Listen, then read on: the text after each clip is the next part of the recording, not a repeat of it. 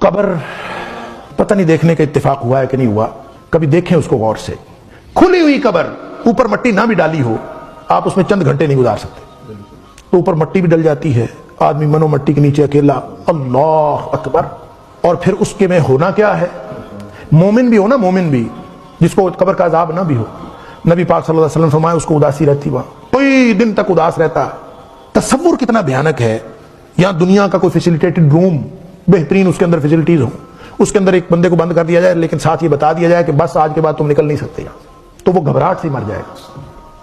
और वो जगह जहां से कोई निकल के कोई आया ही नहीं, हम अपने हाथों लोगों को दफनाते हैं और हमें कभी फिक्र नहीं आई कि मैं जब वहां जाऊंगा तो मेरा क्या बनेगा।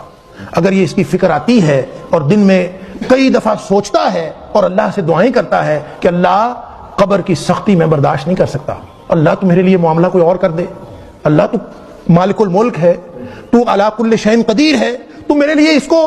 कोई और तरीका बना दे, कब्र इतनी तंग जगह पे मैं नहीं रह सकता, मैं तो चंद मिनट नहीं गुजार सकता, मेरे लिए कब्र के अलावा कोई और रास्ता बना दे या कोई आसान फरमा दे। नबी पाक सल्लल्लाहु अलैहि वसल्लम ने फरमाया, मोमिन जब कब्र में जाता है तो अल्लाह ताला उसकी कब्र को ता हद्दे निगाह खुला फरमा देते हैं,